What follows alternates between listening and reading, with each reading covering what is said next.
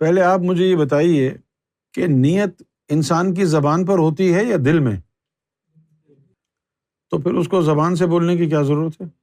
جب اللہ نے فرمایا کہ میں نہ شکل دیکھتا ہوں نہ عمل دیکھتا ہوں، میں دل اور نیت کو دیکھتا ہوں، تو جب اللہ تعالیٰ تیرے دل میں موجود نیت کو دیکھے گا تو اس نیت کو زبان سے ادا کرنے کی کیا ضرورت ہے؟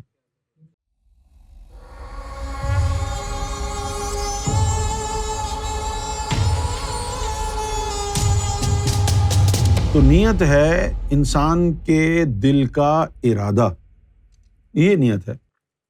اب ہم یہ بھی دیکھتے ہیں کہ لوگ جب نماز پڑھتے ہیں تو کہتے ہیں جی میں نیت کرتا ہوں۔ نیت کہاں کی جاتی ہے؟ وہ تو ہوتی ہے۔ اگر آپ بھاگے بھاگے مسجد جا رہے ہیں، اذان ہو رہی ہے، بھاگے بھاگے مسجد جا رہے ہیں، میں آپ سے پوچھوں کہاں جا رہے ہیں تو آپ کہیں گے مسجد، تو آپ کی نیت تھی نا مسجد جانے کی، اسی لیے مسجد جا رہے ہیں نا۔ ایسا تو نہیں ہوتا کہ آپ کی نیت سنیما جانے کی ہو اور دوڑ رہے ہیں مسجد کی طرف۔ اچھا پھر میں آپ سے پوچھوں ابے مسجد کیوں جا رہا ہے تو؟ اب ظاہر ہے یہ تو بڑا بے تکا سوال ہے، ورنہ پہ دماغ خراب ہے، نماز پڑھنے جا رہا ہوں۔ تو معلوم ہوا کہ آپ جو ہے کچھ کہے بغیر مسجد جا کے نماز پڑھنے کی نیت تو ہے آپ کی، اب کہنے کی کیا ضرورت ہے کہ میں نیت کرتا ہوں؟ یہ سب بکواس ہے، مولویوں کی بنائی ہوئی باتیں ہیں۔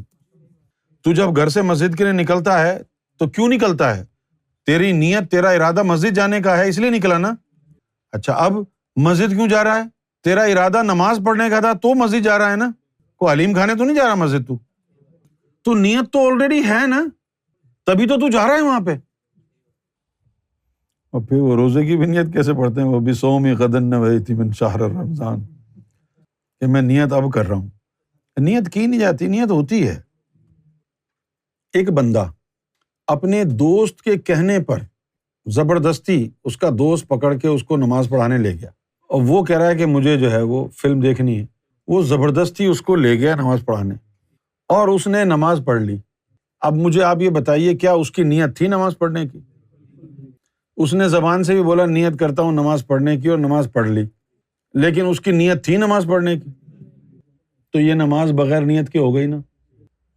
ایک بندہ خود چل کے مسجد آیا، اس نے نماز پڑھی اور یہ اس نے کہا نہیں کہ بھائی میں نماز کی نیت کر رہا ہوں، اس کی نماز ہو جائے گی؟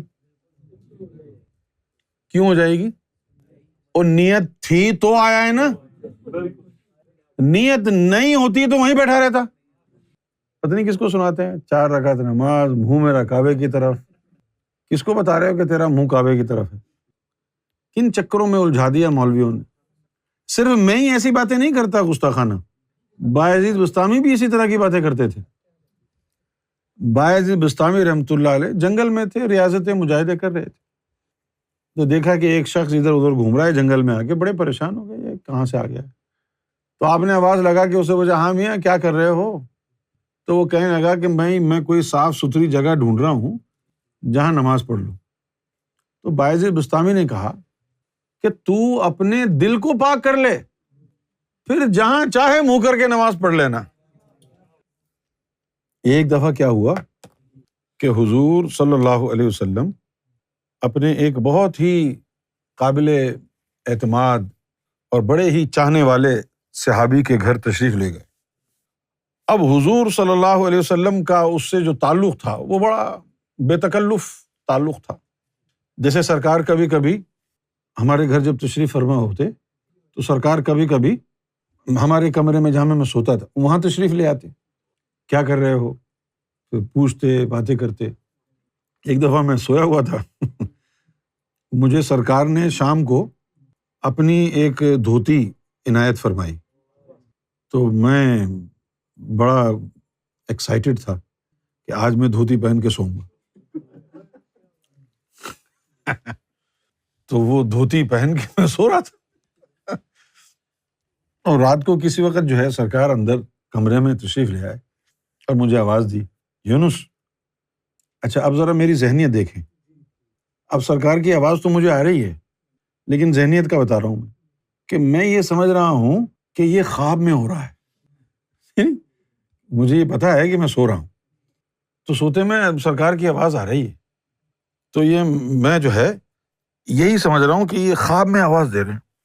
سرکار نے پھر آواز دی، 2-3 دفعے آواز دی، تو میری آنکھ تو میں بیدار تو ہو گیا، اور آواز ابھی تک آ رہی ہے۔ تو پھر میں نے سوچا ارے یار خواب تو نہیں ہے یہ، میری آنکھیں تو کھلی ہوئی ہیں، آواز ابھی بھی آ رہی ہے۔ تو سرکار بڑے پیار سے کھڑے ہوئے ہیں سامنے اور مسکرا رہے ہیں۔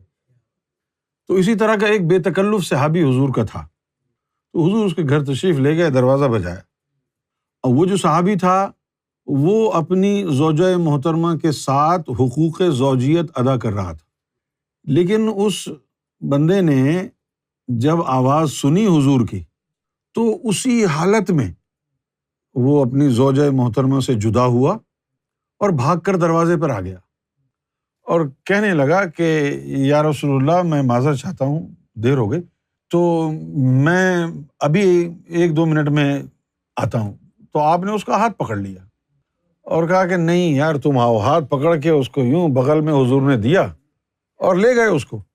اب وہ یوں کھینچے ہاتھ کو اور اس کو بڑی ہیزیٹیشن ہو کہ یار میں تو حالت جنب میں ہوں، تو میں تو یعنی ناپاک ہوں، اور اب حضور نے یار کتنی تکلیف ہو رہی ہوگی حضور کو، وہ یہ سوچے، ظاہر ہے وہ اپنی جگہ صحیح تھا، اس کو اپنے آپ سے بڑی کراہیت آئے کہ یار دیکھو حضور نے مجھے یوں کر کے پکڑا ہوا ہے اور میں حضور کو بتانا چاہ رہا ہوں اور حضور سن نہیں رہے۔ وہ حضور کو کچھ کہنا چاہے، حضور کہا خیر ہے یار کوئی بات نہیں چلتے ہیں، نہیں یا رسول اللہ دراصل مسئلہ وہ خیر ہے یار چلتے ہیں۔ اب جب بھی وہ کہنا چاہے حضور اس کو اسی طرح دبا دیں اور مسکرائیں۔ اب ہوا یہ کہ تھوڑا آگے جا کر کے حضور نے اس کو کہا کہ طلا مومن کبھی ناپاک نہیں ہوتا۔ یہ وہ چیزیں ہیں جن کا طریقت سے تعلق ہے۔ لوگ کہتے ہیں کہ طریقت کی تعلیم دو، لیکن کیسے دیں طریقت کی تعلیم؟ اب یہاں جتنے بندے بیٹھے ہیں ان میں سے کتنے بندے طریقت کی تعلیم سمجھیں گے؟ سب سے بڑا مسئلہ تو یہ ہوگا کہ طریقت کی تعلیم سننے والے فوراً شریعت کے مطابق طریقت کو ناپیں گے کہ جی نہیں دین تو یہ کہتا ہے، اور دین نہیں، دین کا ایک جز شریعت یہ کہتی ہے، دین کا دوسرا جز طریقت ہے، یہ بھی سننا پڑے گا۔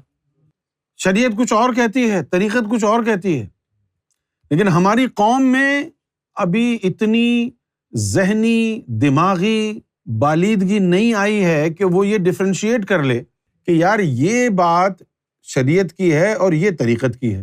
لوگ کیا کہتے ہیں؟ لوگ کہتے ہیں کہ نہیں یہ تو دیکھو الٹی سیدھی باتیں کر رہا ہے۔ الٹی سیدھی باتیں کیوں کہتے ہیں لوگ؟ اس لیے کہ وہ اس کو طریقت نہیں جانتے، وہ سمجھتے ہیں شریعت کی مخالفت کر رہا ہے لہذا بکواس۔ لیکن طریقت کی تعلیم تو ضروری ہے نا، اگر طریقت میں چلنا ہے آپ کو۔ اگر آپ چاہتے ہیں کہ آپ کے پاس ڈرائیورز لائسنس آ جائے تو آپ کو پہلے ہائی وے کوڈ پڑھنا پڑے گا نا۔ ٹریفک کے جو قوانین ہیں وہ سارے آپ کو ازبر ہونے چاہیے، کون سے نشان کا کیا مطلب ہے یہ آپ کو معلوم ہونا چاہیے۔ جس طرح ابھی آپ یہاں دیکھیں گے انگلینڈ میں کہ کوئی روڈ بہت تنگ ہوتا ہے، اتنا تنگ ہوتا ہے کہ وہاں سے ایک ہی گاڑی گزر سکتی ہے، تو وہاں پر ایک گول نشان بنا ہوتا ہے جس کے اوپر 2 ایروز ہوتے ہیں، ایک ریڈ ایرو بڑا اور ایک black arrow down. Red arrow کا مطلب ہے کہ جو یہاں سے آ رہا ہے اس کو پرائیورٹی ہے، سامنے سے آنے والی گاڑیاں اس کا انتظار کریں، گیو وے دیں اس کو۔ اب آپ کو پتہ ہی نہیں ہے اس کا، ہے نا، سامنے والے کو تو پتا ہے کہ بھائی میرا حق ہے میں جا رہا ہوں، آپ کو نہیں پتا کہ آپ کا حق نہیں ہے، بوم ٹکر ہو جائے گی۔ اسی طرح طریقت کے بھی قوانین آپ کو پتہ ہونے چاہیے، پتہ ہوں گے تو پھر آپ کو سمجھ میں آئے گا کہ کیا غلط ہے کیا صحیح ہے۔